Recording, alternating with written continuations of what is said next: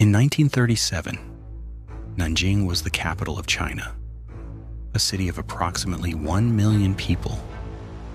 Government ministries, universities, hospitals, markets, residential neighborhoods where families had lived for generations. A city with history and culture and the ordinary texture of urban life.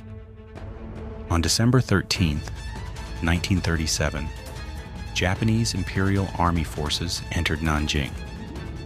What followed over the next 6 weeks has been called, by historians across every country that has studied it, one of the most devastating atrocities committed against a civilian population in the 20th century.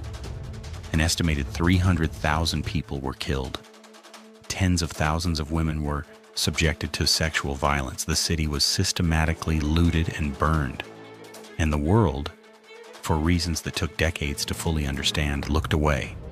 This is the story of what happened in Nanjing and of the silence that followed it. The fall of Nanjing did not happen in isolation. By December 1937, Japan and China had been at war for 5 months.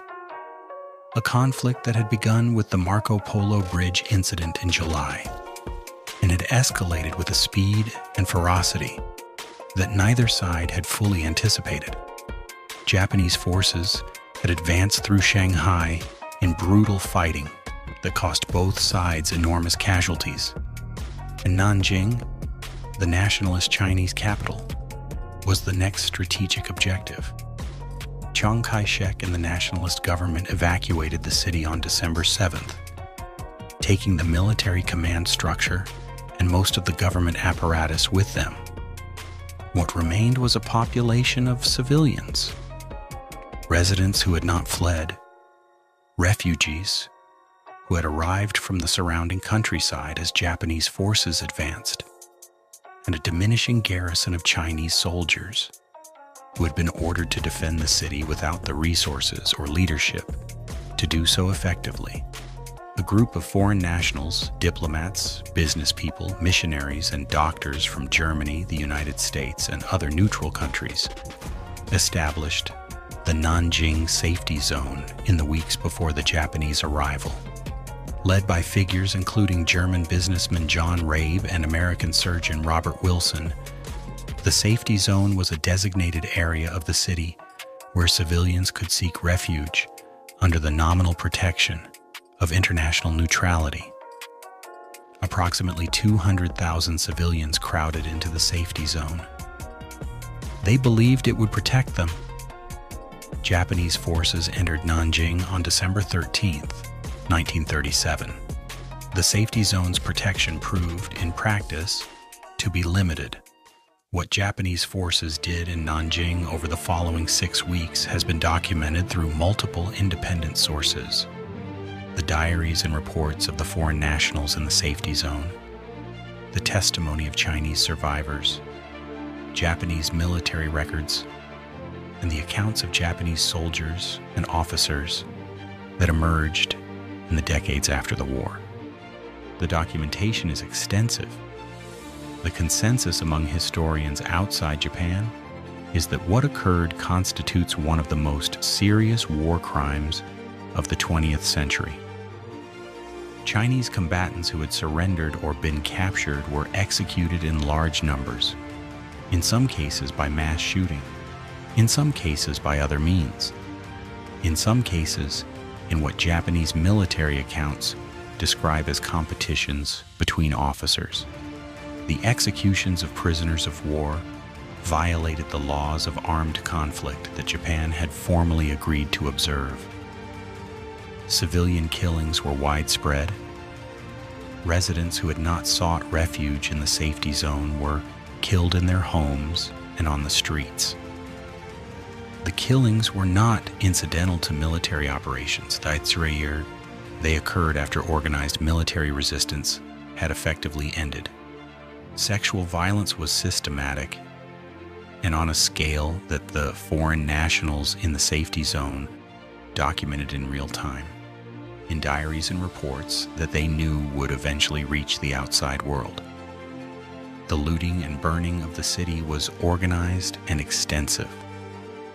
John Rabe, the German businessman who led the safety zone and whose diary constitutes one of the most detailed contemporary records of the 6 weeks, wrote entries that documented specific incidents with the precision of someone who understood that what he was witnessing needed to be recorded. He described what he saw as hell. The Nanjing Massacre did not disappear from the historical record immediately after the war. It was documented at the International Military Tribunal for the Far East, the Tokyo War Crimes Tribunal, which ran from 1946 to 1948. Japanese General Iwane Matsui, who commanded the forces that entered Nanjing, was convicted of war crimes and executed in 1948. Several other officers were convicted for their roles in what the tribunal termed the Rape of Nanking. The tribunal's findings established an official record. They did not establish a settled public memory, in Japan or anywhere else. In Japan, the post-war decades saw the Nanjing Massacre occupy a complicated and contested space in public discourse. It was acknowledged in some educational materials and denied or minimized in others. Nationalist political voices argued that the death toll figures cited by Chinese sources and accepted by the tribunal were grossly exaggerated. Academic disputes about specific numbers became the terrain on which a larger argument about moral responsibility was fought, with the implication, advanced by some, that if the numbers were lower than claimed, the characterization of the event as a massacre was itself in question. The number dispute has never been fully resolved. Chinese sources and the majority of international historians cite figures between 200,000 and 300,000 deaths. Japanese nationalist sources cite figures significantly lower. The International Military Tribunal used a figure of over 200,000. The Nanjing Massacre Memorial Hall in China uses 300,000, a figure that is inscribed at the entrance to the memorial. What historians across the spectrum agree on is that what occurred in Nanjing was a war crime of significant scale. The dispute is about the precise magnitude, not about whether it happened or whether it was wrong. That distinction, what's between disputing numbers and disputing the fundamental characterization, has been blurred deliberately and repeatedly in Japanese domestic political discourse in ways that survivors and their descendants have described as a form of ongoing erasure. The Chinese survivors of the Nanjing Massacre gave testimony that was documented by researchers, journalists, and international legal proceedings over the decades following the war.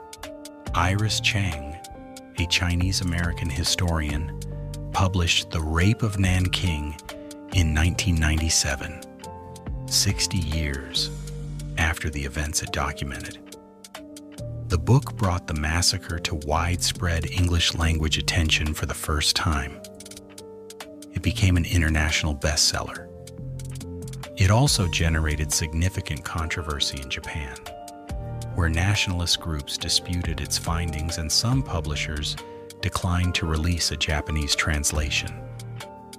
Iris Chang died in 2004 at the age of 36. The survivors she had interviewed were among the last people alive who had been present in Nanjing in December 1937. As of 2024, registered Chinese survivors of the Nanjing Massacre number fewer than 30. The youngest are in their 90s. The Nanjing Massacre Memorial Hall was established in 1985 on the site of one of the mass graves from the 6 weeks of 1937. It is one of the largest memorial institutions in China. It receives millions of visitors annually. The bones of massacre victims are displayed within the memorial, preserved beneath glass, visible to visitors. A deliberate architectural choice that communicates something different from a monument or a plaque. The bones are there, they are real. They are the remains of people who were killed in this place. The memorial has been expanded multiple times since 1985. The current structure, completed in 2007 on the 70th anniversary of the massacre, covers over 120,000 square meters. The entrance bears the figure 300,000 in large characters. The death toll, as the Chinese government and the memorial formally record it. Japan has repeatedly expressed objections to aspects of the memorial's presentation, specifically to the death toll figure and to what Japanese government representatives have described as a one-sided historical narrative. The objections have been a recurring point of diplomatic friction between China and Japan for decades. The memorial exists within a broader Chinese political context that has its own relationship to how the Nanjing Massacre is remembered and deployed.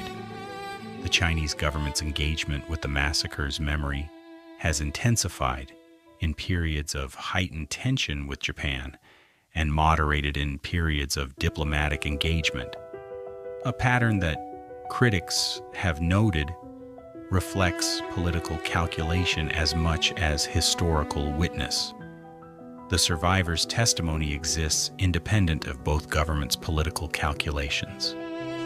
What they described in the accounts collected by Iris Chang, by the Yale Divinity School's documentation project, by the International Military Tribunal, and by Chinese researchers over 8 decades, is consistent across the distance of time and the diversity of its sources in ways that political manipulation alone cannot account for.